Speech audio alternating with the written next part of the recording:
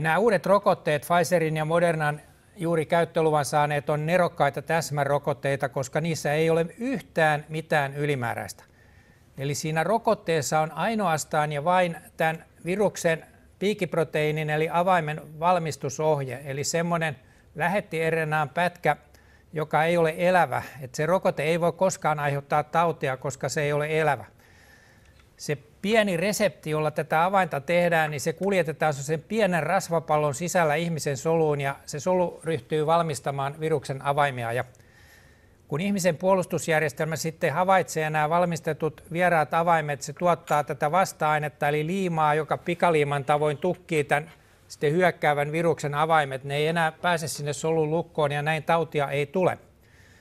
Eli nämä rokotteet, mitä nyt on tullut, niin ne on turvallisimmat ihmisen koskaan valmistamat rokotteet, koska niissä ei todellakaan ole mitään ylimääräistä, vaan se liuos, piikiproteiinin eli avaimen valmistusohje ja sitten rasvapallo, millä ne kuljetetaan sinne.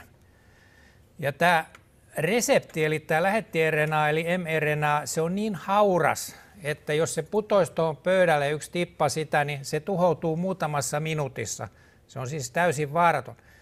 Näin ollen se ei voi tunkeutua ihmisen perimään. Se on täysin mahdotonta, sillä ihmisen entsyymit tuhoaa sen silmän räpäyksessä elimistössä. Eli rokote on täysin vaaraton. Eli tämä rokote on toisin sanoen mahdollisimman turvallinen, koska siinä ei kerta kaikkiaan ole yhtään ylimääräistä molekyyliä, vain se resepti, millä tätä piikkiproteiiniavainta tehdään, ei yhtään mitään muuta. Aivan loistava rokote.